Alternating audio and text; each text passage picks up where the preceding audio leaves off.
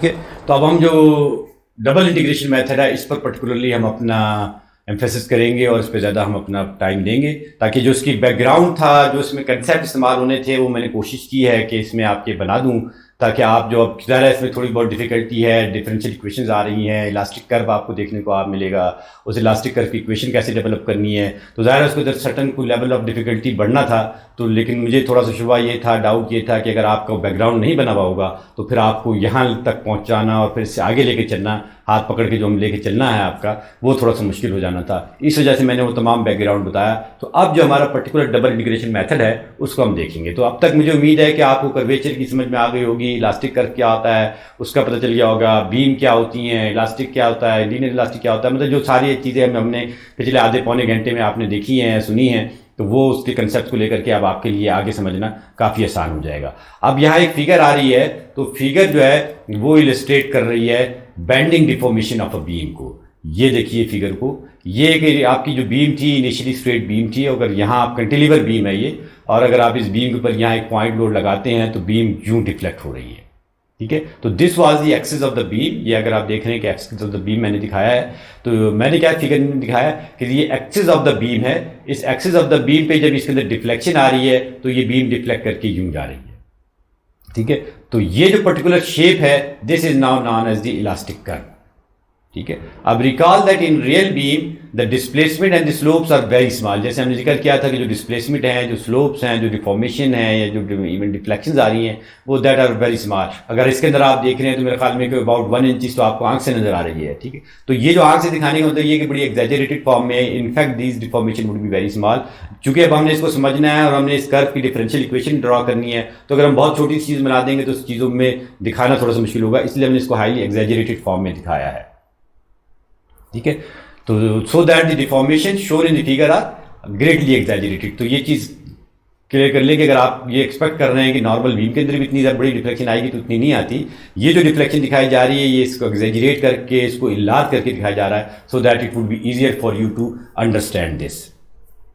ठीक है, and this deform axis of the beam now is called the elastic curve. जो term आप बार बार सुन रहे थे, कर्वेचर कर्वेचर कर्वेचर, तो ये फिर आपके पास इलास्टिक कर्व कहलाता है। जो ये आपके पास ये शेप आ रही है, जो कि इनिशियली यूं थी, अब अगर मैं अपने हाथ पे हड्डी को तो मैं बेंड नहीं कर सकता, जो ये जो चीज़ आ गई है, ये चीज़ अब कैसी बन गई है, ये elastic curve. Initially it was this and now this has become this. ठीक है, तो किसी भी चीज़ को, स्केल को आप सीधा रख के देख लें और इसको थोड़ा सा आप यूं बेंड कर देंगे, तो बेंड करने से जो चीज़ बनती है, वो जो उसकी बेंड शेप आएगी, that is the elastic curve. ठीक है, तो होपफुली यहाँ आपको इलास्टिक कर्व समझ में आया। तो यहाँ जो 2-3 चीज़ें और समझनी की, ये आपके पास वाई एक्सिस लिया हुआ है, ये हमने एक्स एक्सिस लिया हुआ है, एंड जो जहाँ से ये जो ओरिजिन है इसको हम ऑर्डिनेट कह रहे हैं, ओरिजिन कह रहे हैं, और this point is denoted by O.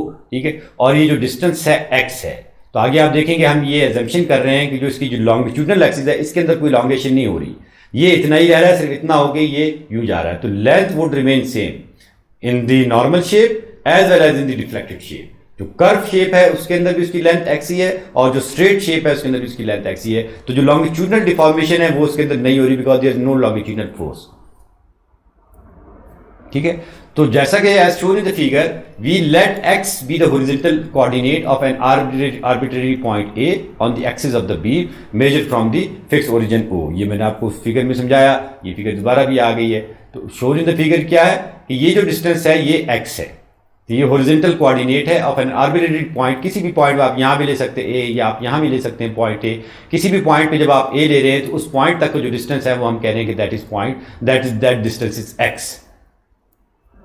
ठीक है, as the beam deforms its axis become curve. जाहिर है जब बीम डिफॉर्म होगी तो इसका एक्सिस कैसा हो जाएगा, कर्व हो जाएगा, और ए जो है वो डिस्प्लेस होकर ए डैश पे चला जाएगा, and A is displace to the position A dash. ठीक है, the vertical deflection of A denoted by V. ये जो वर्टिकल डिफ्लेक्शन इसके अंदर आई है इसको हम वी से डिनोट कर रहे हैं। Is considered to be positive if it is directed along the positive axis. जैसे मैंने आपको बताया था, ये जो पॉजिटिव एक्सिस है, और जो नीचे की तरफ अगर आप जाएंगे तो वो फिर नेगेटिव एक्सिस हो जाएगा। तो यहाँ जो इसकी डिफॉर्मेशन आ रही है वो पॉजिटिव एक्सिस की आ रही है। ठीक है, तो ये जो है आपके पास, अगर आप ऑर्डिनेट यहाँ से ले रहे हैं तो ये जो चीज़ आएगी, यहाँ से अगर आप यूँ ले आ जाते हैं तो ये फिर आपके पास नेगेटिव वाई है। ये अगर आपके पास पॉजिटिव एक्स है, तो और अगर आप यहाँ से यूं जा रहे हैं ऑर्डिनेट से इस तरफ, तो फिर ये this would be the negative egg. तो ये जो है ये जिसकी डिफॉर्मेशन है, पॉइंट ए यहाँ से डिफॉर्म होके ये चला गया है, तो ये जो डिफॉर्मेशन आ रही है इस डिफॉर्मेशन को हम कह रहे हैं कि भाई दिस इज वी। ठीक है जी, यहाँ तक होपफुली आप, क्योंकि ये सारी किस तरीके से डिफ्लेक्ट हो रही है और डिफ्लेक्शन को हम क्या कह रहे हैं, और जो पॉइंट एक पॉइंट से दूसरे पॉइंट तक जो डिस्टेंस है वर्टिकल उसको हम क्या कह रहे हैं, क्योंकि ये सारी चीज़ें आगे हमारी इक्वेशन में इस्तेमाल होने जा रही है। तो इसका मतलब ये है कि ये जो वी डिफ्लेक्ट हुआ है, this is the deflection that we are going to find out at the end of this particular discussion. ये जो जितनी 1-1.5 घंटे इसकी डिस्कशन हमारी चली जा रही है, तो उसका निचोड़ क्या होगा कि ये वी को हमने फाइंड करना कि कितना डिफ्लेक्ट होगा। ठीक है, तो ये वही लार्ज फिगर है कि because the axis of the beam lies on the neutral surface. अब ये जो है, जिस तरह आपने फ्लैक्चरल स्ट्रेसेस पढ़े होंगे, आपको ये पता होगा कि जो फ्लैक्चरल स्ट्रेसेस का जो डिस्ट्रीब्यूशन होती है वो इस किस्म की होती है। यहाँ कंप्रेसिव स्ट्रेसेस होते हैं और यहाँ जाके ये हो जाता है। तो ये जो सरफेस है, ये वाला सरफेस, ये वाला, ये कैसा सरफेस कहलाता है, ये न्यूट्रल एक्सिस कहलाता है। ठीक है, तो ये जो एक्स एक्सिस गुजर रहा है, ये जो एक्सिस है, ये बीम हम कह रहे हैं कि ये lies on the neutral axis, neutral surface के ऊपर लाई कर रहा है। चूंकि न्यूट्रल एक्सिस के ऊपर लाई कर रहा है, जैसे आपको पता है कि अगर यहाँ टॉप के ऊपर बीम के ऊपर कंप्रेशन आती है, यहाँ टेंशन आती है, ये सारे फ्लैक्चरल स्ट्रेसेस के अंदर मुझे उम्मीद है कि पढ़े हुए हैं आपने, क्योंकि उस एजम्पशन को लेकर के मैं आगे चल रहा हूँ। अब हम फ्लैक्चरल स्ट्रेसेस को अगर हम पढ़ने बैठ जाएंगे तो वो 2-3 घंटे की हमारी वो एक पूरी डिस्कशन चली जाएगी। तो इसलिए वो वहाँ उस चीज़ों को मैं स्किप करता हुआ एजम्पशन से लेकर चल रहा हूँ कि आप फ्लैक्चरल स्ट्रेसेस को समझ रहे हैं। तो होता ये है कि टॉप पे हमारे पास कंप्रेशन आती है, बॉटम पे टेंशन आती है। नॉर्मल केसेस में अगर आपके पास बीम जो है वो सिंपली सपोर्टेड बीम है और आपके पास इस किस्म की बीम है, ये अगर आप देख ले यू, तो ये बीम पे अगर आप यहाँ से लोड लगा रहे हैं और ये अगर इलास्टिक कर्व है, तो ये टॉप पोर्शन पे कंप्रेशन आ जाएगी और इस पोर्शन के ऊपर टेंशन आ जाएगी। ठीक है, और ये जो एक सरफेस बीच में ऐसा आता है जिसके ऊपर न्यूट्रल होता है और स्ट्रेसेस जो होते हैं वो जीरो होते हैं। तो यहाँ जो समझने की चीज़ है वो ये है कि हम ये कह रहे हैं कि जो लेंथ एक्स थी वो एक्स कर्व होके भी एक्स ही रह रही है। ठीक है, कर्व होके भी लेंथ में एक्स ही है, उसकी लेंथ में कोई फर्क नहीं आ रहा। सिर्फ पॉइंट, जो ये पॉइंट आपके पास, ये पॉइंट यहाँ था, अब ये पॉइंट डिस्प्लेस होकर ऊपर चला गया, तो ये जो था ये वो वर्टिकल डिस्टेंस है, लेकिन ये जो लेंथ है दिस लेंथ रिमेन्स सेम। ठीक है, सो देयरफॉर डिस्टेंस ओ ए डैश, ये जो ओ से लेकर ए डैश तक डिस्टेंस है जिसको हम एक्स कह रहे हैं, measured along the elastic curve is also x. ठीक है, तो ये जो मेरी जितनी डिस्कशन थी मुझे आपको उम्मीद है कि समझ में आ गई होगी। जैसे आप यहाँ भी देख रहे हैं इस फिगर के अंदर कि अगर ये इसको हम एक्स कह रहे हैं जो कि स्ट्रेट थी डेप्थ की बीम, और डिफ्लेक्ट होने के बाद जो इलास्टिक कर्व के ऊपर इस पॉइंट की ए डैश पॉइंट की लेंथ थी वो भी एक्स है, तो जो डिस्टेंस है that remains same. It follows that the horizontal deflection of A is negligible provided the slope of the elastic curve remains small। और अगर ये बहुत ज़्यादा कर्व आता है तो ज़ाहिर है फिर आप इस चीज़ को निगलेक्ट नहीं कर सकते, लेकिन चूंकि हम ये ज्यूम कर रहे हैं कि deflection very small, that's why we can say कि भाई ये जो लेंथ ऑफ पॉइंट ए है वो एक्स है, वो स्ट्रेट शेप में भी और कर्व शेप में भी सेम है। ठीक है, अब ये जो पर्टिकुलर पॉइंट था ये पॉइंट ए, और उस पर हम एक और दूसरा इलास्टिक कर्व पे एक पॉइंट ले रहे हैं बी। ठीक है, so consider next the deformation of an infinitesimal segment A B. ये जो पॉइंट ए था ये ए डैश है, अब उस ए से थोड़ा सा आगे पॉइंट हम बी ले रहे हैं, ये बी, और जो इलास्टिक कर्व के ऊपर पॉइंट था वो बी डैश। ठीक है, तो ए बी डैश पॉइंट आ गया as shown in the figure. ठीक है, ये आपकी समझ में आ रही है बात की, यहाँ से आप देखेंगे इस फिगर में, तो ये जो पॉइंट था ये ए था, अगर मैं इस जगह के ऊपर ये पॉइंट ये ले लूँ, ये वाला पॉइंट, तो ये पॉइंट पर आपके पास ये पॉइंट आप समझ लें कि बी है, और अगर जहाँ ये पॉइंट ए डैश है तो ये जो बी पॉइंट है वो आपके पास समझ लें कि इस जगह के ऊपर चला गया, और इस पॉइंट को हम कह सकते हैं कि भाई ये this point is B dash. अब ये जो सेगमेंट है ये वाला सेगमेंट, ये अगर आपको इसमें नजर आ रहा है ये segment, this length is A dash B dash. ठीक है,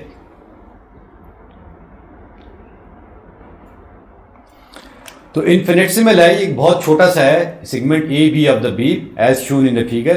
ठीक है, अब जो elastic curve A dash B dash of the segment has the same length D X. अभी इसकी जो लेंथ डी एक्स है, क्योंकि हम कह रहे हैं कि जो लॉन्गिट्यूडनल डिफॉर्मेशन है वो नहीं है, जो ये लेंथ डी एक्स है वही लेंथ इसकी अनडिफॉर्म शेप में भी डी एक्स ही है। ठीक है, लॉन्गिट्यूडनल डिफॉर्मेशन हम एज्यूम कर रहे हैं कि there is no longitudinal deformation. तो अगर ये एजम्पशन उस सूरत में ट्रू भी होगी कि अगर आपके पास जो डिफॉर्मेशन है दैट इज वेरी स्मॉल, ठीक है, तो फिर ये अगर आप ज्यूम कर रहे हैं तो इसका मतलब ऐसे तो नहीं है कि आपने अपनी तरफ से फर्ज कर लिया, ये इनफैक्ट भी ऐसा ही हो रहा होगा अगर डिफॉर्मेशन वाकईतन स्मॉल है। ठीक है, So now if we let V be the deflection of A, then the deflection of B is अब अगर ये जो पॉइंट थी, ये डिफ्लेक्शन ऑफ ए की जो डिफ्लेक्शन थी ये v थी, तो ये जो डिफ्लेक्शन हम ले रहे हैं b वाले पॉइंट की वो dv हो गई।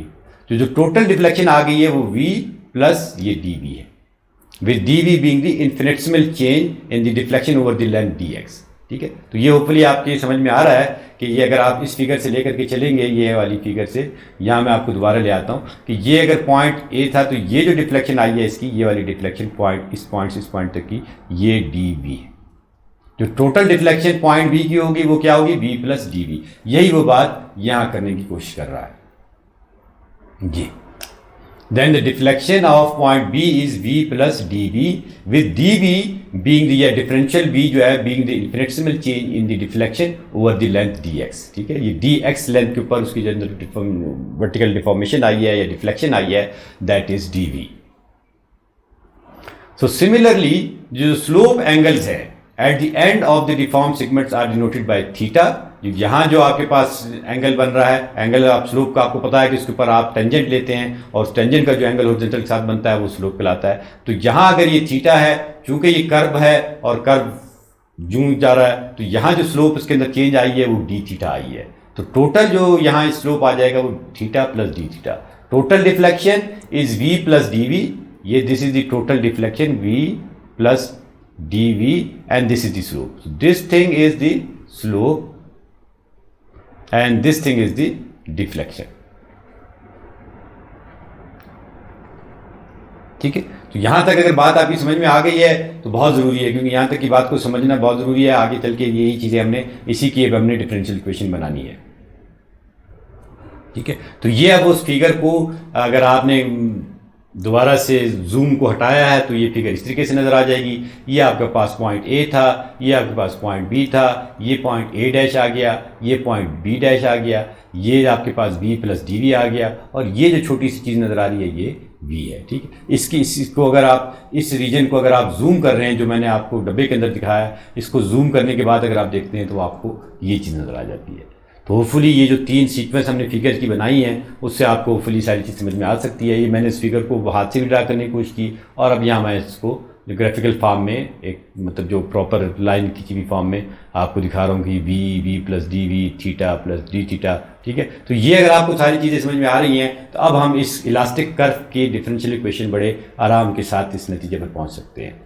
अब देख, from the geometry of the figure we obtain कि D V upon D X है। अगर आप इधर आके देखते हैं इसको, ठीक है, यहाँ आके देखते हैं तो डी वी ये लेंथ जो थी ये डी एक्स है, या अगर आप यहाँ आ जाएं ये, ठीक है, ये जो लेंथ आई आपके पास आई ये डी वी है।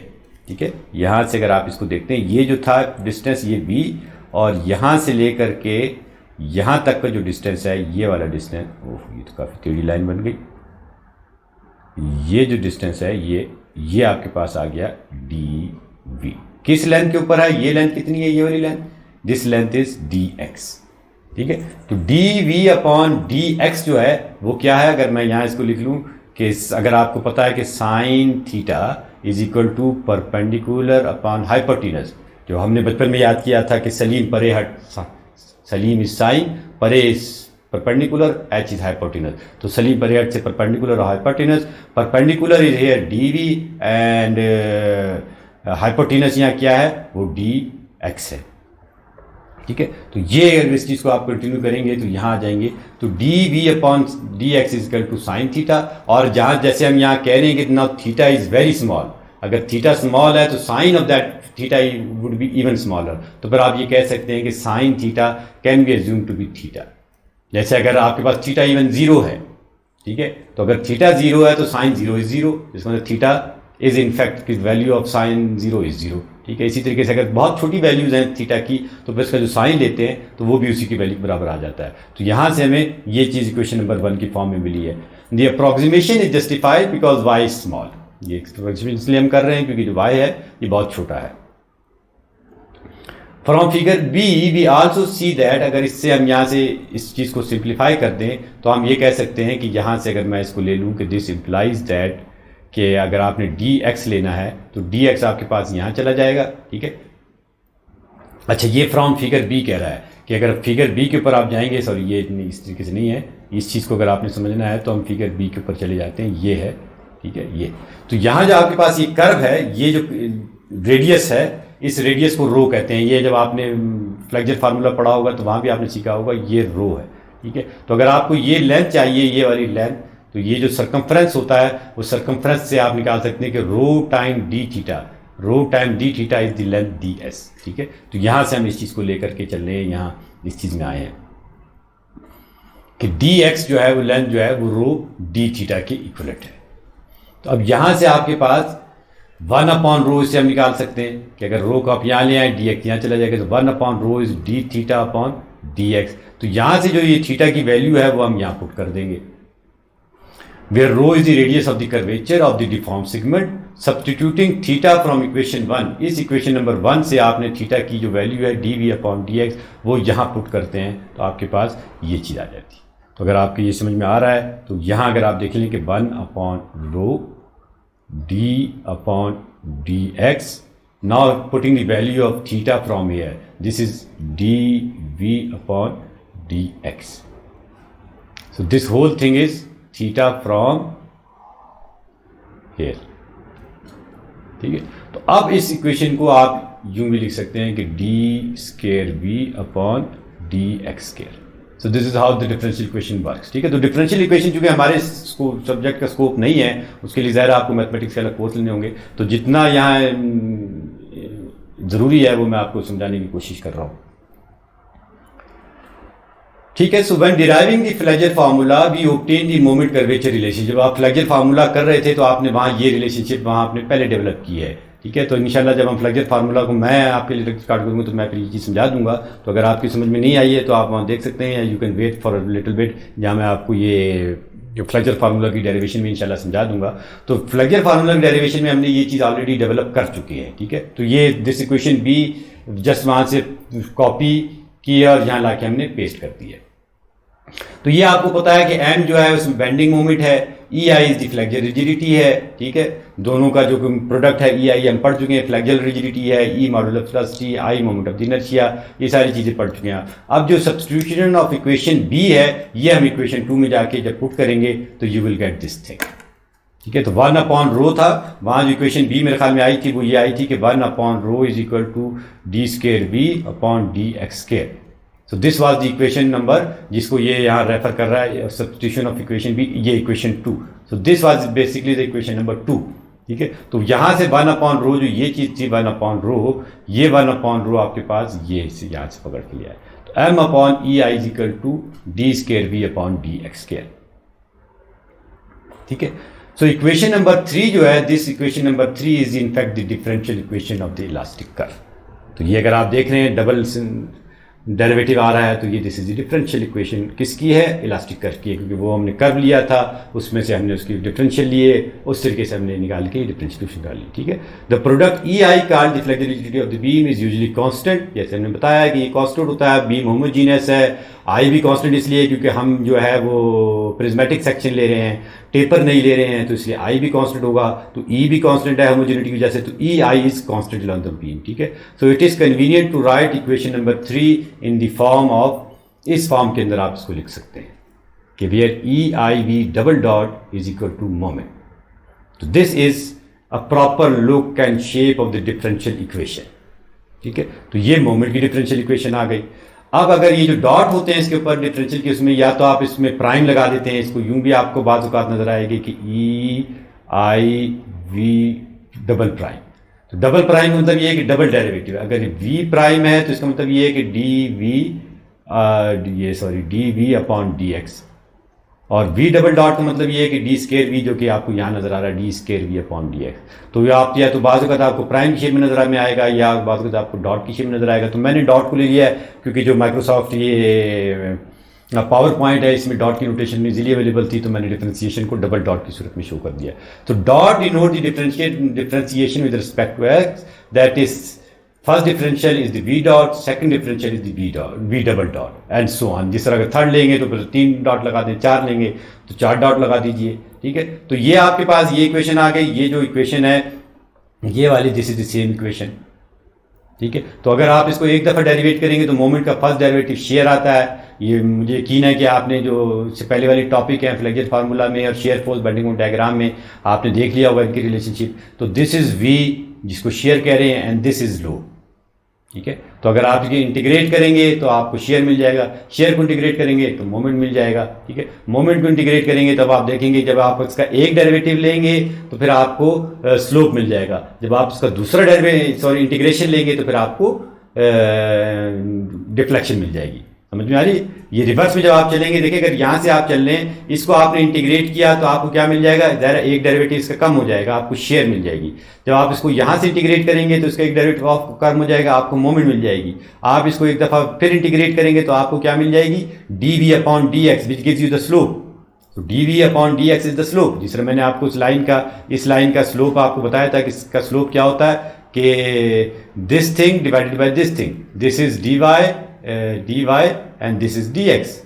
ठीक है। तो ये जब आप इसका एक इंटीग्रेशन करेंगे तो dv अपॉन dx आ जाएगा, और फिर जब इसको आप एक और दफ़ा इंटीग्रेट करेंगे तो फिर आपको वो डिफ्लेक्शन मिल जाएगी जिसके जस्तजू में आपने अभी तक हम सर खपा रहे हैं और आप भी अपना सर खपा रहे हैं। ठीक है। So thank you very much. So इंशाल्लाह जो नेक्स्ट वीक के हमारे लेक्चर होंगे उसके अंदर हम फिर इस solution of the differential equation को हम पढ़ेंगे, क्योंकि आज हमने डिफरेंशियल इक्वेशन डेवलप कर लिया है। अब इसका सोल्यूशन जो डबल इंटीग्रेशन से मैंने आज आपको हल्का सा उसकी झलक दिखाई है कि हम वंस इंटीग्रेट कर रहे हैं तो आपको स्लोप मिल रहा है, डबल इंटीग्रेट कर रहे हैं तो आपको डिफ्लेक्शन मिल रहा है। तो फिर हम कैसे करेंगे वो भी हम उसके देख लेंगे, और फिर उसका एक प्रोसीजर हाईलाइट्स कर लेंगे कि किस तरीके से हमने जो हमारे एक्चुअल प्रॉब्लम बीम के आएंगे उस एक्चुअल प्रॉब्लम को हम किस तरीके से सॉल्व करेंगे। ठीक है। तो आई होप कि I have tried to make it as easy as possible for you people, but still if you find difficulty you can ask definitely question on my WhatsApp number or my email, as well as on the live session during the team, as well as you can write your question in the comment section as well. But do watch all these lectures so that you understand each and everything in detail, because अगर आप कुछ चीज़ skip करते हैं और आगे पीछे चल के देखते हैं, क्योंकि ये एक बड़े एक फ्लो में एक चीज़ चली है, तो क्योंकि मैं जब कोई लेक्चर को प्लान करता हूँ तो फिर मेरी ये वो होती है इंटेंशन कि मैं एक ऐसी जगह से लेकर के चलूँ कि जहाँ अगर कोई बच्चा अभी इस लेक्चर को देखना शुरू कर रहा है तो वो भी उसको कैच कर जाए। ठीक है। सिवाय इसके कि जो मैंने ये फ्लेक्जर फार्मूला की जो हमने इस्तेमाल की हैं टर्मिनोलॉजीज़, उसको मैंने बहुत ज़्यादा रोशनी डाली क्योंकि वो बहुत ज़्यादा इन डेप्थ टॉपिक था। तो इसके अलावा जितनी भी टर्मिनोलॉजीज़ आई थी मैंने कोशिश की कि मैं आप लोगों के लिए एक्सप्लेन करूँ। तो बहरहाल मेरी इंशाल्लाह कोशिश यही है कि आंदा भी अगर आपको इसमें कोई इंप्रूवमेंट की वो नज़र आती है तो आप मुझे बिल्कुल गाइड कीजिए कि सर इसको अगर आपने ये चीज़ें ऐड कर देते, ये चीज़ें ऐड नहीं कर देते, तो ज़रूर आप मुझे गाइड करें, मुझे आप बताइए ताकि मैं इम्प्रूव कर सकूँ। मेरी इंटेंशन ये है, I am not doing anything any of these thing for the commercial purposes. मेरी इंटेंशन ये है कि I want to make this civil engineering as easy as possible for you people, ताकि जो आपका एक खौफ है, एक आपके ऊपर एक बर्डन सा है कि यार ये तो बड़ी मुश्किल चीज़ें आ रही हैं, मैं चाहता हूँ कि उन चीज़ों को हम आसान बना के दिखा सकें। तो जिस तरीके से आप लर्न करना चाहते हैं, because now this OBE system is student centric system, you can guide us कि भाई आप इस तरीके से समझाएंगे तो हमें इस तरीके से ज़्यादा अच्छी तरीके से समझ में आएगा। तो I am really very much open to all your suggestion, all your guidance, to do guide me, do suggest anything, any improvement, any modification that you consider would be helpful in your understanding. I would definitely try to include in my lectures here. So thank you very much. See you next week.